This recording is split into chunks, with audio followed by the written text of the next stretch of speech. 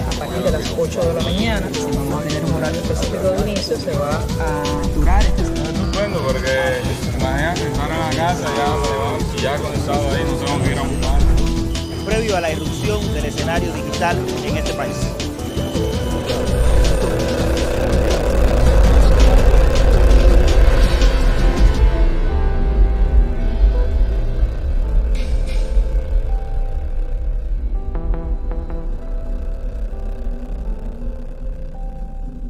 Sin el internet no se podía hacer lo que estamos haciendo ahora de ninguna manera.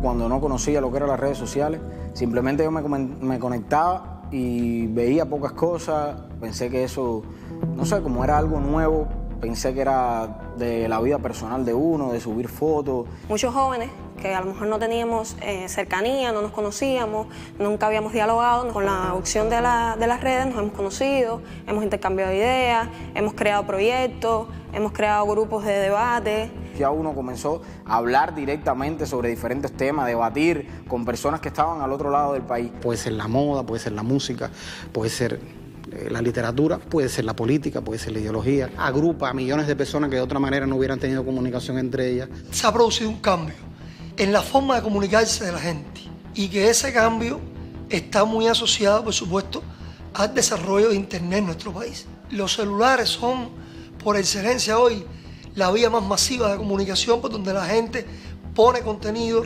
recibe contenido y se convierte a su vez en una plataforma no solamente de comunicación de voz, sino de comunicación de video, de datos, de multimedia. La sociedad cubana está hoy totalmente pendiente de lo que pasa en Internet. Tú no puedes decir que no le llega porque no está, porque le llega a través del más joven, de la familia. Las redes sociales llegó a todos nosotros y a muchos de nuestra generación poco tarde.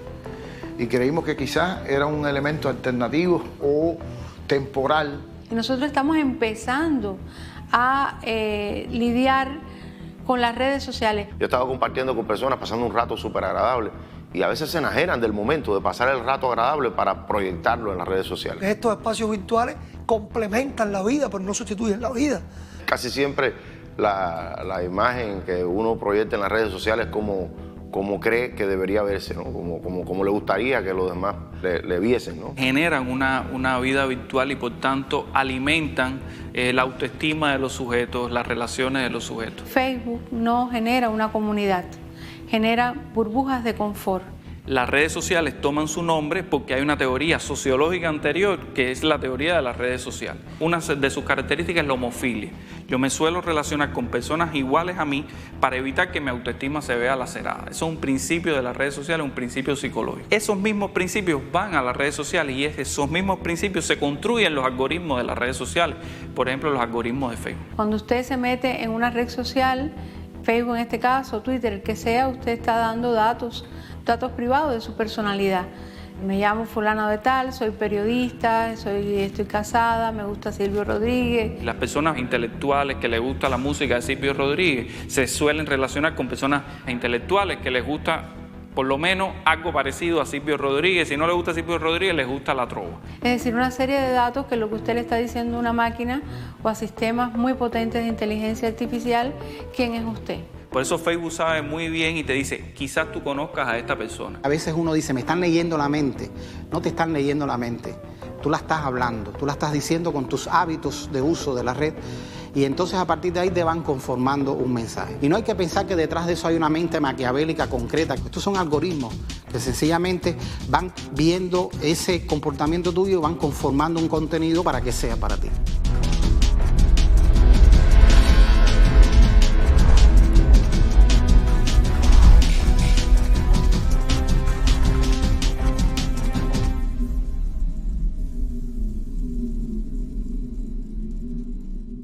Un algoritmo no es una fórmula matemática per se, es como una receta de cocina.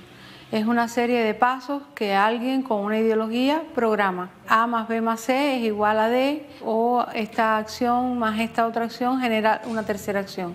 Y cuando usted está en esa burbuja y alguien comenta algo que no le gusta, usted lo que hace es bloquearla. Con lo cual usted le está diciendo al algoritmo que es A más B menos C. Si dentro de esa burbuja que ya empieza a aparecer los filtros de quizás conozcas ahí también cuando usted acepta a uno u otro, está también dando rasgos de su personalidad, de sus intereses, o sea, de esos amiguitos tuyos, o estos supuestos amiguitos, ¿no? Te da un placer muy instantáneo, muy rápido, el like, el comentario, la alabanza fácil. Si tú no pones una foto del día y con una frase de hoy el día es luminoso y voy a vivir, pero además si lo pones en inglés con una frase corta en Instagram, y no eres poeta, no eres escritor, pero eso es de alguna manera sexy o de alguna manera te conecta con la gente. Y sobre todo vende una imagen de ti que es lo que tú quieres proyectar en las personas. Y por tanto, hay quien está todo el tiempo pegado al teléfono, le dieron like, quién comentó, quién compartió. Va marcando un supuesto consenso social que además es aparente. Ocurre una ilusión de que yo conozco a la gente. Fíjate cómo actúan estos algoritmos. Tú de pronto planteas una opinión y te empiezan a llegar comentarios, posts, como le dicen, de otras personas que a lo mejor tú nunca habías visto en tu página de Facebook, pero personas que están repitiendo el mismo mensaje, para crear un efecto rebaño. Yo no soy el único que piensa así. Mira cuánta gente piensa igual que yo. Por lo tanto, yo debo tener razón. Cuando hay tanta gente que piensa lo mismo, yo debo tener razón. Y de ahí la complejidad de estos algoritmos, porque lo que hacen es verdaderamente aislarte, generar una cámara de eco, que es eso, donde unas solas ideas rebotan, no permiten la entrada de otros puntos de vista y bueno, se generan todas estas escenarios que son muy propicios a la desinformación. Y entonces, mensajes que pueden ser o mensajes que pueden tender a un análisis más racional o de otro tipo, de esa misma realidad, a mí no me aparecen con la misma frecuencia, me aparecen solo aquellos que reafirman mi mensaje. Es lo que los expertos llaman sesgo de confirmación. Si usted habla mucho de una cosa, de eso sencillamente le va a poner mucho más. La gente tiene la percepción de que ese es el sentido común, que eso es lo general, cuando en realidad está gravitando en esas burbujas. Pero te genera la percepción de que tú estás hablando con muchas personas a la vez, sobre todo si tú vienes de una cultura analógica cuyas referencias y paradigmas tienen que ver con los medios de comunicación masiva, donde hay un emisor con muchos receptores. Y aquí no es así. A mí me asombra muchas veces estudiantes nuestros que han pasado toda una carrera y han recibido decenas de horas de marxismo, de historia de Cuba, etcétera, etcétera. Después tú lo ves en las redes repitiendo ingenuidades asombrosas. Yo quiero estar en la línea de la corriente de lo popular y ser popular en determinado entorno, y ese entorno hay un suceso significativo del que todo el mundo habla. No importa si yo tengo un vínculo con ese suceso o no, lo que importa es que la gente piense que yo tengo un vínculo, por tanto yo lo publico. Hay personas que tienen una posición más segura de sí mismas, más firme, y hay personas que son, digamos, más gregarias, ¿no? O sea, más conducidas, más opino en dependencia de por donde vaya la opinión generalizada. Las personas en redes se van por el criterio que esté más popular, o sea, por lo que más esté mediando en las redes. Si las redes, los artistas, lo que sea, están defendiendo esa postura, están defendiendo eso, todo el mundo se va por ahí. Entonces nadie quiere dar la contra. O sea, la gente tiene miedo a ser aislada de lo que considera que es el contexto social o que habla la mayoría. La espiral del silencio es una teoría de la comunicación política desarrollada por Elisabeth Noelle-Neumann, una alemana, que dice que la opinión pública es una forma también de control social a partir de que la gente se inhibe de dar sus opiniones por lo que percibe de la mayoría. Los amigos, de cierto modo, te van cuestionando o de un modo más sutil pueden dejar un estado en WhatsApp donde dicen que no están de acuerdo con esto, que no están de acuerdo con esto otro, y te van dejando mensajes por detrás que tú te das cuenta que te están marcando a ti o que quizás están hablando de ti. Porque tú a lo mejor eres amigo de alguien que es amigo de alguien que tú estimas mucho, pero al final no piensan lo mismo. Y entonces ahí entran los choques, entran los conflictos, entran los debates. Hay una opción en Facebook que puedes dejar tu publicación pública exactamente para las que personas compartan tu idea, pero entonces entran otras personas a atacarte, a decir cosas de tu privacidad personal. Cuando uno se enfrenta a eso, pues sí, a veces trata de quedarse al margen, de no poner tu opinión porque te da miedo que te ataquen. En un escenario que es agreste, en un escenario que es salvaje como es el de las redes sociales, donde todo el mundo opina, donde todo el mundo tiene la oportunidad de atacarte si tienes la publicación abierta. Quizás antes un grupo de personas no coincidía en un grupo de aspectos, de ideas, pero nadie quizás físicamente se agredía. A nadie le da pena en las redes sociales ofender a otra persona, sacar sus sentimientos más negativos. El principal problema en el tema de esto es que la gente siente que eso es un potrero, que eso es un lugar como una especie de exoplaneta, cuando en realidad uno no tiene una ciudadanía virtual, una ciudadanía real diferente. Ya no estoy de acuerdo con lo que dices, sino tú eres esto, tú eres los otros, te amenazo, cuando te coja te voy a ver. Todos esos mecanismos emotivos están ahí, pero la gente se comporta así porque cree que está en la sala de su casa. Tú no puedes ir por la calle y tirarle una piedra a una persona porque tú creas que hay que tirarle una piedra y romperle la cabeza. Eso es una cosa ilegal, pero tampoco lo debes hacer en el marco, en el ciberespacio. Tienes resortes emotivos hasta en la familia, porque que está conviviendo también en esas redes y siente que puede haber un peligro real sobre ti. Los estereotipos son fuertísimos porque las palabras se marcan y te tratan de marcar para siempre. Cuando tratan de decirte oficialista, llega un momento que muchos jóvenes le cogen odio a esa palabra, se quieren alejar de ello, porque lo que aprendieron desde su universidad, lo que aprendieron desde sus facultades, es no ser un oficialista, sino ser un muchacho espontáneo, y creen que la espontaneidad es alejarse de la institucionalidad, no tocar eso, no tener vínculos con ellos. Se creen el discurso de que, bueno, la rebeldía es lo cool, de estar en contra de la posición oficial es lo que hay que hacer, porque los jóvenes tienen que ser rebeldes. Porque ahora decir la palabra revolución es ser un repetidor. Y entonces desde ahí se diluye también el concepto de lo que es la contrarrevolución. O sea, tratar de diluir ese concepto, de que no se diga, de que no se exponga el concepto de mercenarismo, aunque sabemos lo que implica ser mercenario, una persona que cobra dinero de otro gobierno, de organizaciones enlazadas a él, que para practicar oposición al gobierno. Entonces se diluyen estos conceptos. Si los menciona, eres un tipo que eres un bruto, que estás repitiendo. Entonces yo, que no los menciono, que no hablo desde esa perspectiva, soy un alternativo. Y el bloqueo económico nos afecta. No, el bloqueo. Siempre estamos hablando del bloqueo. Y entonces uno a veces se cohíbe porque dice, no, si digo esto aquí en redes, después cuando esté en el grupo social o cuando esté en el aula, cuando esté, a lo mejor me apartan o me ven o me critican. Entonces que alguien ya llegue y te diga en un comentario, o que alguien te escriba por interno y te diga, mira, utiliza tu tiempo para decir lo que en verdad piensa, no utilices tu tiempo para defender gente que al final está viviendo mejor que tú, y ese tipo de comentarios te van marcando y te van tratando de poner contra la pared. Afecta directamente porque, aunque tú no lo quieras, tú coincides en los espacios, coincides en las redes con personas que tú después estás debatiendo en la vida, ¿no? Luego te das cuenta que, bueno, tú tienes que ser lo que eres, tú tomas tu postura, tú tomas tus ideas y las plasmas ahí, porque para eso es tu perfil, es tu plataforma para tú plantar lo que tú crees, lo que tú consideras que sea lo correcto dentro de tu preparación, dentro de tu subjetividad.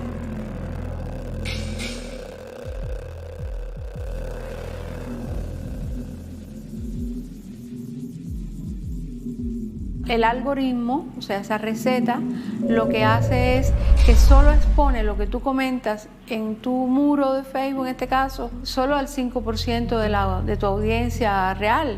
Porque el resto, para poder llegar a más gente, tienes que pagar. Y ahí es donde está el negocio de estas plataformas. O sea, recolectar una ingente cantidad de datos que después se venden a las publicitarias y al por mayor. Es un gran negocio.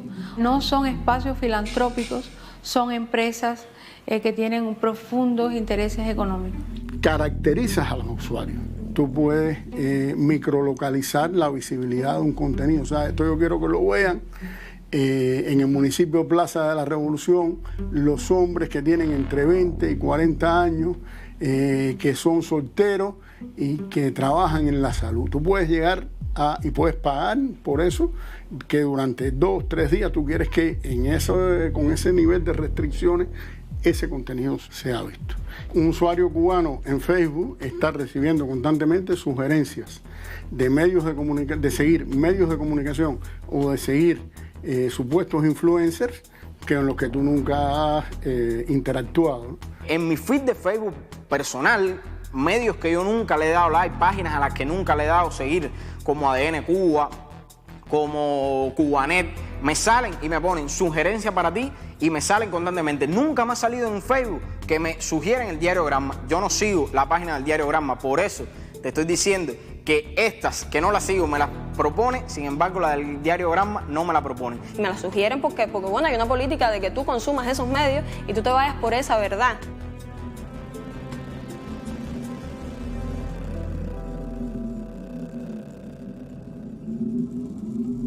Tú tienes una audiencia y vas transformando esa audiencia. Constantemente estás impactando sobre esa audiencia con un tipo de mensaje y la estás cambiando. Y estás cambiando sus percepciones. Y el peso que eso tiene en la vida, o sea, digital de las personas, también empieza a operar en su conducta fuera de la red, ¿no? En sus percepciones, en el modo en que ve la realidad cuando está fuera de la red. Facebook está posicionando exactamente los influencers, las personas que ellos quieren que lleguen a la juventud cubana. Porque si a ti te interesa específicamente el tema de LGBTI y tú tienes conciencia, o podemos tener conciencia, que lo que más se ha hecho por esa comunidad en Cuba se hace desde el CNC, en vez de posicionarte a esa gente, te posicionan otras personas, te ponen discursos de otras personas que tienen un discurso confrontativo con la institución, contra el CNC, porque a lo que le interesa a Facebook es que tú te alejes de la institución. Y eso te permite dirigir determinado, o sea, en ese lugar tú quieres que ocurra determinado tipo de proceso y tú le haces llegar ese tipo de información que impacte en esa población joven, que logre asociarse a otro tipo de información que está saliendo en los medios.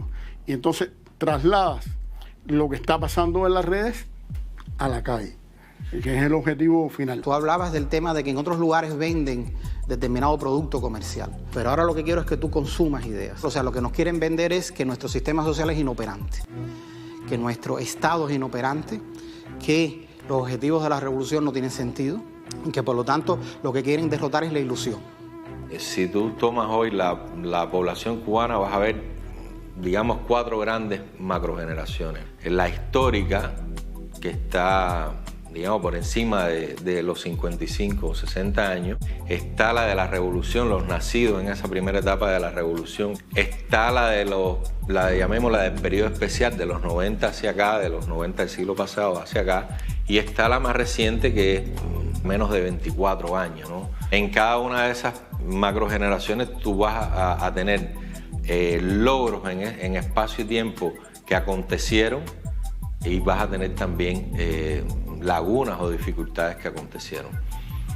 Se trata de marcar esas etapas por las manchas y no por la luz del sol. Como se puede marcar en términos de fracaso económico la zafra de los 10 millones. Se insiste mucho, siempre vuelve el fantasma del quinquenio gris. Y no se echa mano a ese ejemplo por gusto, no solo porque haya tenido consecuencias personales, sino que está situado en un sector y en una comunidad dentro del universo de la población que es muy sensible. Las últimas 2 grandes macrogeneraciones, es decir, desde los 90 hacia acá, no vivieron el desarrollo del socialismo cubano desde las perspectivas de un campo socialista existente en Europa. No vivieron el estado de equidad y de equilibrio, incluso en la vida material de las personas. Nacieron con la precariedad, nacieron en medio de una crisis violenta, una crisis que fue producida e inducida. Y ese es su referente. Todos nosotros somos susceptibles a ser influenciados por las redes sociales. Si lo que nosotros llamamos manipulación es un proceso de influencia, y los procesos de influencia existen siempre, y ninguno de nosotros es inmune a los procesos de influencia. Como generalidad, lo que se explota es, mensajes de tal tipo. Mira a tus padres, todo lo que hicieron, todo el esfuerzo que dieron, entregaron su vida y míralo. Ahora tú eres el que tienes que ayudarlo, porque si no, su revolución no les dio nada. Estas últimas macrogeneraciones han tenido las vivencias de un grupo a la luz de hoy que uno pudiera definir que fueron anomalías o sin sentido, como puede haber sido la prohibición de cubanos entrar a los hoteles, o como puede haber sido la venta de tu auto. Y ahí es donde se enfila toda la comunicación política que se hace contra Cuba. Sobre todo cuando tú la siembras con saña o generas contenido solo desde esa perspectiva, evidentemente puede tener un efecto. No creamos que todo lo que nosotros vemos como drenaje en redes sociales es puro, es natural. Son personas que le pagan para generar lo que se denomina esa narrativa, ese storytelling, ¿no? Donde yo estoy narrando un suceso que me desgarra y que sé que esa narración va a desgarrar a todos los que lo lean. Y es una construcción. Si no te paga nadie es porque realmente estás haciendo una reflexión honesta y verdadera. Y si te paga alguien, estás mintiendo públicamente y estás siendo deshonesto. ¿Cómo comprobarlo? Cuando tú construyes contenido, y sobre todo contenido de este tipo, tiene que tener algún elemento que al contrastarse con la realidad yo pueda decir, coño, es cierto. Vaya, yo no concuerdo con la posición de esta gente, pero cuando yo digo pero, ya ahí se sembró la duda. Cómo influir sobre una masa importante de la población con determinados mensajes que se quiere que lleguen y que además pasen a ser de manera, vamos a decir, natural, y ese natural entre comillas, pasen a ser parte del sentido común de esa población. Radio y Televisión Martí y otros proyectos de medios de comunicación subversivos contra Cuba han sido una política del gobierno de Estados Unidos desde los propios inicios de la revolución. Primero fueron esos y ahora estamos en la era de Internet. Ahora todos los proyectos que tienen que ver con Radio y Televisión Martí los han ido migrando actualmente al ciberespacio, o sea, al entorno de Internet. Radio y Televisión Martí supone una infraestructura tecnológica. En el caso de Internet, la infraestructura tecnológica la pone Cuba.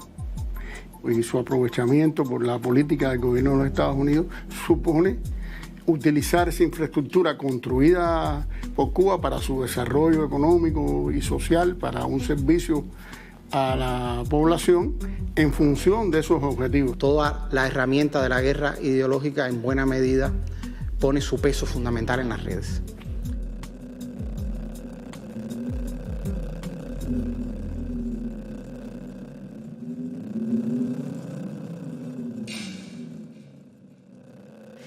Exactamente, ha habido un tránsito de la guerra, de la información a la desinformación, a racionalidad, a la emotividad. Han identificado que las personas pueden ser más rápidamente manipuladas a partir de resortes emocionales y se construye entonces desde la espectacularización de la noticia ese nuevo discurso. Lo vemos también en los titulares. Titulares que refuerzan el amarillismo ese de un modelo de prensa que busca el sensacionalismo, que acude más a lo emotivo que el hecho de saber que tú no te vas a leer un largo texto ni que vas a analizarlo, que no va a profundizar en eso que le está llegando, ¿no? Sino que busca estimular una especie de reflejos condicionados en los individuos, en el que tú ya has asentado que el gobierno cubano es censor o que el gobierno es represor, etc. Si yo te pongo un suceso todo el tiempo, hay un punto en que tú dejas de cuestionar. Si en tu muro aparece todo el tiempo que hay brutalidad, si en tu muro aparece todo el tiempo que hay represión, hay un punto en que aunque tú sepas que no es la realidad, tú dejas de cuestionarte ese contenido. Y arriba de ese asentamiento, entonces, esto rebota casi automáticamente. Mira, tú estás confirmando lo que ya tú asentaste antes, ¿no? Mira esto, mira lo otro. Le hicieron esto a fulano, pasó aquello, pasó esto. Una de las cosas importantes de las redes es crear respuestas emocionales, no respuestas racionales. No que la gente piense sobre el tema y llegue a una conclusión, sino que la gente responda de acuerdo a las emociones. Una persona reacciona con mucha más sensibilidad emocional cuando está disgustado. Por lo tanto, yo siempre necesito que tú estés disgustado por algo. ¿Cómo yo voy focalizando el disgusto? Lo saco de un lugar y lo voy poniendo en otro. Y cuando ese se me desarma, lo pongo en otro y lo pongo en otro. El problema es que tú constantemente estés disgustado porque recuerda, el discurso de las redes es un discurso emocional. Y si esa experiencia además es narrada por personas significativas como artistas, cantantes, pues esa experiencia adquiere un valor de verdad. Es como si hubiese ocurrido y sobre todo, y más importante, es como si me hubiese ocurrido a mí. A veces decimos en abstracto y decimos, Estados Unidos en su presupuesto ha puesto una determinada cantidad de dinero por la subvención para ver el tema de las redes con respecto a Cuba. Y ya lo dejamos en abstracto. Bueno, ¿y a dónde va ese dinero? ¿Qué se hace con él? Eso no nos lo dicen. Pero lo que está claro es que ese dinero no es para comprar pomos de agua, ¿no? Ese dinero es para crear productos en particular, para llegar a las personas en particular. Y detrás de eso hay algoritmos, en dependencia de las búsquedas que las personas hacen, pero esos algoritmos se pueden sintonizar para objetivos muy concretos. Nada más que con saber que la persona que está accediendo a la red es de Cuba, ya yo hago que cuando entre en cualquier página web, cuando entre en las redes sociales, le lleguen determinados mensajes. Imagínate un ecualizador donde tú mueves una tecla, mueves otra, y tú puedes decir, bueno, hay una comunidad de intereses asociados al tema ecológico, hay una comunidad de intereses asociados a los temas de género. Son temas que aunque no sea un activista directo, son temas que yo puedo apoyar por la naturaleza, por lo humano que hay dentro de esa posición. Y ahí, en ese plano de esa batalla, nosotros hemos perdido unas cuantas. Y no la hemos perdido porque el enemigo ha sido más efectivo que nosotros, que lo ha sido. La hemos perdido porque nosotros no hemos sabido enfrentar esas batallas. Estamos ante la capitalización de todos estos problemas, no para resolverlos, sino para hacer posible un cambio de régimen que los agravaría. O sea, en ese sentido es penoso lo que se hace, es perverso, yo lo digo así, es perverso utilizar problemáticas sociales que están viviendo grupos determinados, problemáticas serias, sensibles, para utilizarlas para fabricar la vía hacia un sistema que las va a agudizar. Si la intención fuera resolver los problemas, pues el discurso fuera por la defensa del socialismo, porque todos estos problemas se agravan en el capitalismo. ¿Dónde está la trampa? No en publicar un trabajo que aborde problemas reales de la sociedad cubana, sino en presentar como solución a esas problemáticas lo que Estados Unidos quiere. Hay una intencionalidad de hacer que esos discursos contestatarios, que pueden ser muy revolucionarios o muy correctos en un momento determinado, terminen siendo discursos que se pasen al enemigo. La creación de una sociedad civil mediática, ¿ya?, con sus líderes de opinión que abordan temas específicos, que han sido formados o que tienen vínculos con estas organizaciones que se encargan justamente de llevar hacia adelante todas estas campañas de propaganda política en los países para desestabilizar regímenes que no sean afines a los intereses de Estados Unidos. Se crean entonces esta sociedad civil mediática que no es representativa del pueblo cubano, no podemos decir que es representativa del pueblo cubano. El tema con la construcción de estos liderazgos, que son liderazgos falsos y muchas veces son liderazgos virtuales, el líder de las redes, en la vida real, en el contexto cotidiano de lo que está sucediendo, esa persona no es un líder construido en las redes. Esta sociedad civil mediática no existiera si no existiera un conjunto de medios digitales pagados y privados, establezco la diferencia, porque hay algunos que son privados y al mismo tiempo también hay algunos medios de estos que son pagados, o sea, que son pagados directamente por organizaciones como la NET, que fueron creadas por el Congreso de los Estados Unidos con fines abiertamente injerencistas, ¿no? Bueno, abiertamente injerencistas no, porque todas estas organizaciones utilizan como fachada, pues, el discurso de los derechos humanos, de las libertades políticas, de la equidad incluso, pero de alguna manera son problemas que están ahí, o sea, son problemas que aún no se han resuelto del todo, son problemas que aún han encontrado condiciones dentro de la sociedad para reproducirse. Y aunque las organizaciones e instituciones trabajan en base a ello, no los abordan mediáticamente. Entonces esas partes donde tú no criticas, tú no informas, tú no formas, van a llegar otros espacios, otros medios, otras personas a llenar esos huecos informativos que tú no estás cubriendo. No podemos seguir respondiendo a una rutina que hay que esperar, a la concepción desde un consejo de redacción, frente a esa información. Todas las redes sociales y todas las multiplataformas están frente al bombardeo constante de información, y ocurre igualmente con el empoderamiento que tiene ahora la ciudadanía frente a la capacidad también de convertirse en emisores de información al ser testigos de un acontecimiento. Todo depende a quién responde ese medio.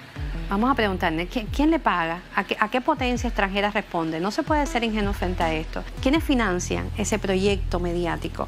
Y entenderás ahí qué busca, qué persigue. Ese contexto de medios digitales que emergieron durante la administración Obama tienen un dueño, tienen una infraestructura tecnológica que cuesta, tienen dominios internacionales, servidores internacionales y además tienen una redacción que cuesta y a la que se le paga. En la era Trump surgieron contenidos más de ataque, más agresivos, más de culpar de ensalzar la violencia, la rebelión, siempre muy confrontacional. Si la balanza se mueve hacia una doctrina tipo Trump, son más agresivos. Siempre queda alguna política para ver la diversidad que es más suave. Y evidentemente con una nueva administración que viene de la doctrina Obama, pues probablemente muchas de este entramado lo que hagan es cambiar sus perfiles nuevamente porque viven de eso. Una de las cosas más comunes hoy en día en esta guerra de cuarta generación contra Cuba, la creación de los extremos. Te quieren vender la idea de que hay dos extremos. El extremo de derecha recalcitrante que quisiera derrumbar esto de una manera burda. Y por otro lado tratar de presentarnos que existe un extremo de izquierda radical y que por lo tanto la verdad está en el medio. Entonces dice, no, claro, hay gente recalcitrante en Miami que están en contra de cualquier cosa que sea normalizar las relaciones, pero también del lado izquierdo hay gente que se opone a eso. Mira, yo no conozco ningún revolucionario cubano que esté en contra de que nosotros tengamos una relación de respeto con los Estados Unidos. Sin embargo, en las redes eso, hoy en día, esa construcción te la bombardean.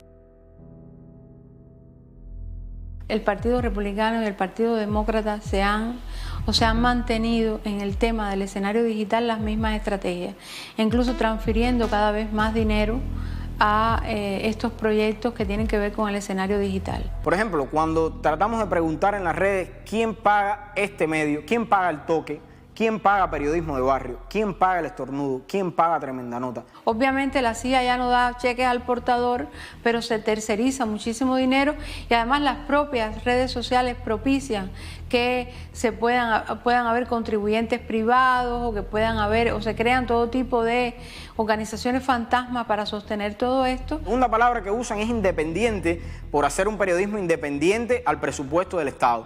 Pero son verdaderamente independientes, nadie los financia, nadie les dice es por aquí, nadie les dice esto no. Se sobredimensiona el discurso profesional, o sea, nosotros hacemos buen periodismo, no hacemos política. Tú ves el discurso de que eso a mí no me quita independencia. No, ellos nunca me dicen lo que yo tengo que decir. Claro, no tienen que decírtelo. Tú sabes que si no dices esa línea editorial no vas a tener el financiamiento. La colonización de la subjetividad, preparar la subjetividad para un modo de hacer y decir aparentemente diverso, pero totalmente homogéneo, es la colonización de nuevo tipo. Creo que cualquier persona que pueda discernir, que sea razonable, se puede dar cuenta fácilmente de que se están trabajando todos los sentimientos, todas las emociones y todos los grupos. Cuando vemos que todos esos medios se articulan y hay una alineación frente a cualquier circunstancia y dicen lo mismo de diferentes maneras. Y eso ya está probado, hemos tenido ejemplos suficientes de cómo están tratando de conquistar ese terreno y una diversidad de público desde la construcción de perfiles muy específicos y de la sectorialización. Hoy estamos viendo estrategias tanto de nanosegmentación como microsegmentación. Hay estrategias dirigidas a una sola persona. Yo no dudo que aquí hay una estrategia de diseño, además lo estamos viendo, exclusivamente para el presidente del país. A un sector de la población le entran por la parte de la reunificación familiar, de las relaciones con la familia, etcétera. A un sector más intelectual le penetran con otro tipo de mensaje más ideológico, más de esto es un extremo intolerante, que quisiera una sociedad cerrada, que lo que le tiene miedo es a la confluencia de ideas, a que esta distensión posible le serruche el piso. Y todo funciona como un engranaje muy bien articulado, ¿no? Y va a la vez de todo, pareciera muy diverso, pero en el objetivo de los contenidos apunta en una misma dirección, ¿no? Un doble juego con lo que dice el otro y lo que quiere decir, pero el fin es el mismo.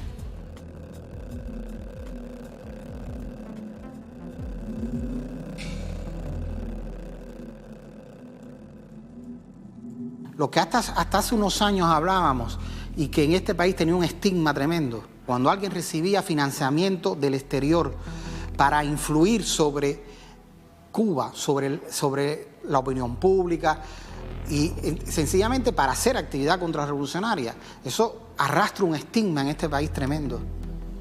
Bueno, ¿cómo tratar de borrar ese estigma? ¿Cómo ya no importa o cómo queremos presentar que ya no es importante que yo reciba dinero de determinadas entidades privadas y públicas de los Estados Unidos de Norteamérica o de otros países? Naturalizar eso. Eso no es importante. Eso no me ha quitado independencia. ¿De cuándo acá el que paga no manda? ¿Cuándo pasó eso? Y es que en los últimos tiempos, para mí, hay una diversificación de la contrarrevolución en Cuba, con actores mediáticos que ya comienzan a tener otros rostros, que comienzan a ser pues algunos académicos, periodistas. Estamos ante otro tipo, ¿verdad?, de discursos, ante otro tipo de narrativa que puede ser incluso muy atractivo para muchos.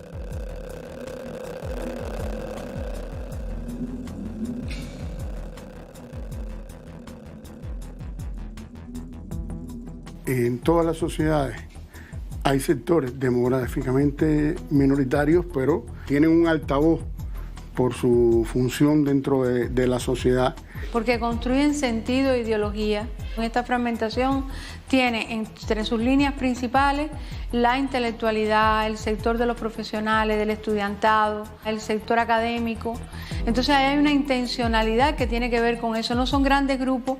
Cuando, por ejemplo, un libro como el de Francis Estono Saunders, la CIA, la Guerra Fría Cultural, lo que decían los teóricos norteamericanos que lideraban esta operación era que tú lo que tenías que tener era pequeños grupos que fueran articulándose y que en determinado momento esas ideas que eran las de una minoría se volverían las de toda una parte importante de la sociedad para producir un cambio.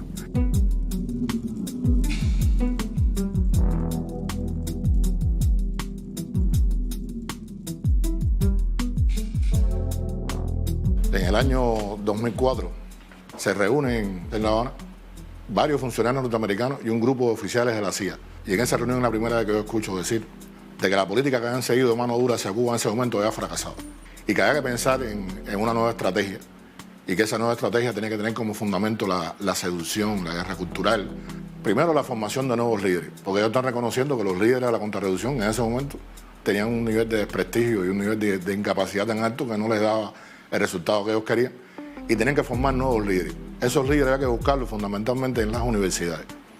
Tenían que ser jóvenes, sobre todo, que fueran o militantes de la juventud o que tuvieran un activismo dentro de la FEU, dentro de la revolución, que fueran hijos de revolucionarios y que mediante ese plan de acercamiento a ellos, proponiéndole becas, ellos tuvieran en un periodo de 10 a 15 años, que es el lapso que ellos dan de tiempo que ellos necesitaban para cambiar las cosas en Cuba, contar con un grupo importante de nuevos líderes o por lo menos de gente que simpatizara o que tuviera una visión diferente de los Estados Unidos dentro del país. Se habla en esa reunión de la idea de que debían crear una contrarrevolución que se moviera desde la izquierda y no desde la derecha. Ahí se plantea también la necesidad de que esa contrarrevolución tuviera una prensa nueva. Trabajan con personas como Ivani Sánchez, que la convierten en una bloguera súper premiada de rango internacional, le dan una promoción que jamás habían hecho anteriormente con nadie. Pero a Ivani se le desgasta también en el tiempo y comienzan a crear, podríamos hablar de una novísima contrarrevolución, como el caso de todo un grupo de nuevos contrarrevolucionarios que comienzan a trabajar en la nueva línea que el gobierno de los Estados Unidos comienza a trazar con ellos. Protagonistas que habían surgido en la internet en Cuba de modo legítimo, con espacios, con blogs, recibieron becas y muchos de esos espacios evolucionaron a medios privados, se involucraron en medios privados financiados desde el extranjero.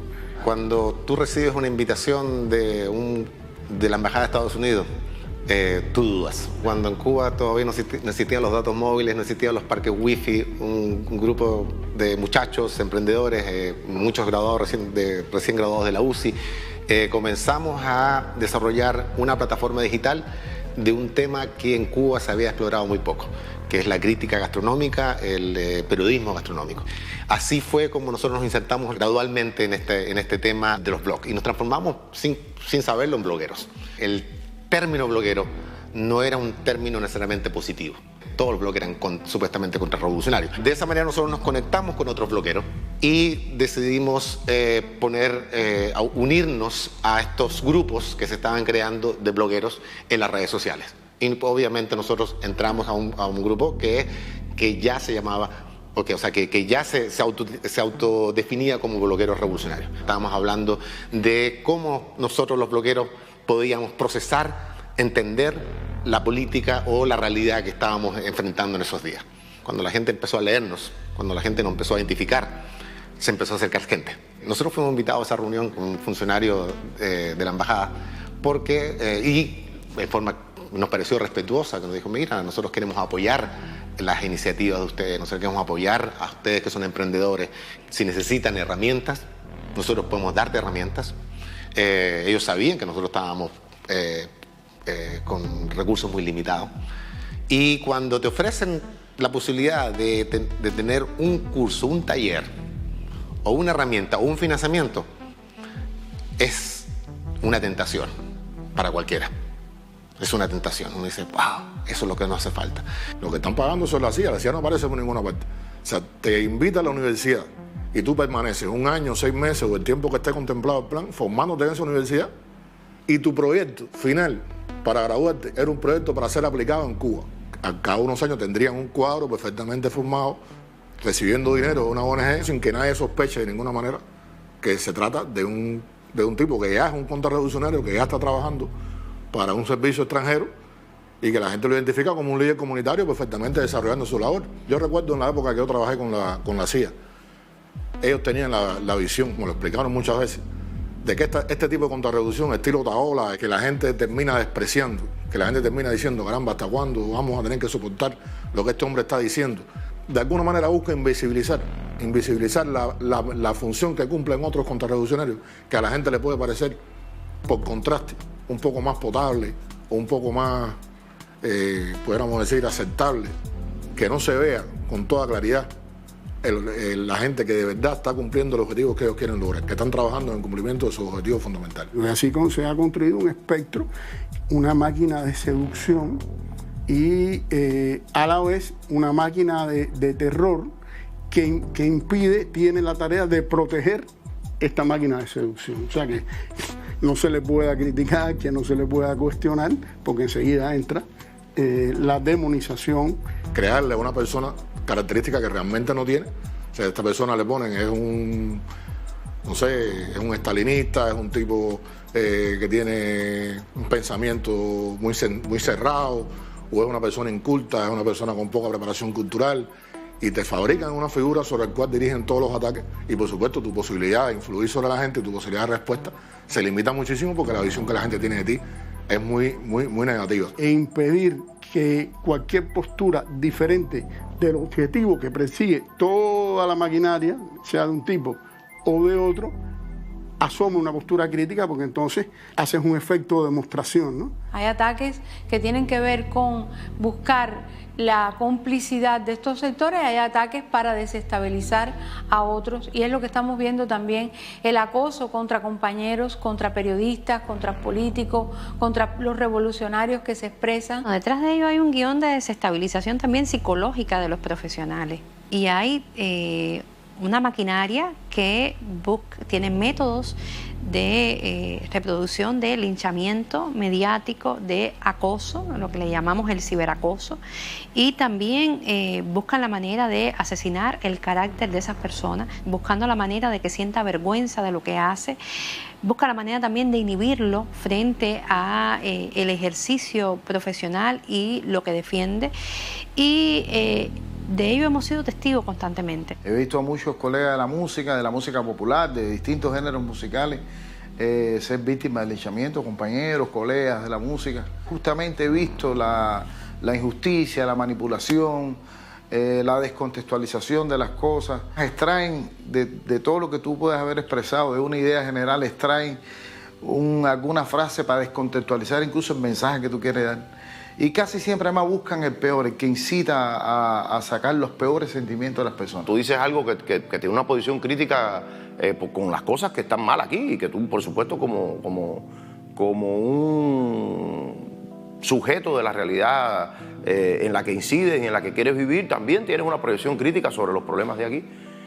Y eres usado como portavoz para fortalecer o reafirmar esa línea de división, esa línea de confusión, esa línea de fomentar la oposición, ¿no? O sea, de fomentar el caos, porque ni siquiera es la oposición.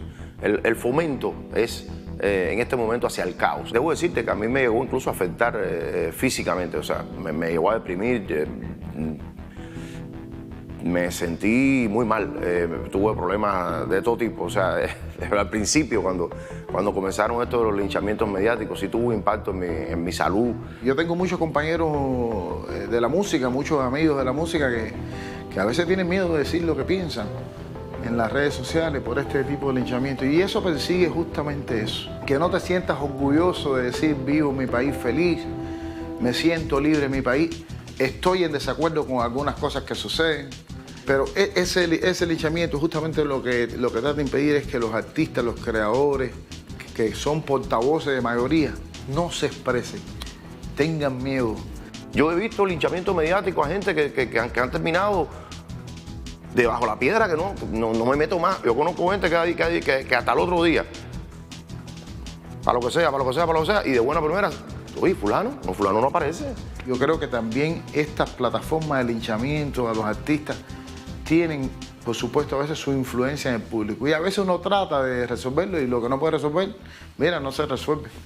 Hoy por hoy, ser un titular positivo en Cibercuba o en Cubané o en Diario de Cuba o Cubanos por el Mundo, cualquier de estas plataformas, hay artistas que lo consideran como un logro. Hay artistas que han consolidado carreras, incluso después lo hemos visto en otro tipo de posición ideológica. Hay gente que ha ganado carreras buscando el aplauso, tratando de un supuesto enfrentamiento al oficial, a lo político, al sistema, al gobierno. Te ensalza, te abre puertas comercialmente. O sea, dolorosamente se ha impuesto esa percepción en alguna gente que, fíjate tú, increíblemente muchas veces no tiene nada que ver con eso. Y es tremendo, porque estas plataformas no te van a cuidar. Te van a usar hasta un punto determinado y si te tienen que sacrificar, te van a sacrificar. Ha llegado ya al extremo.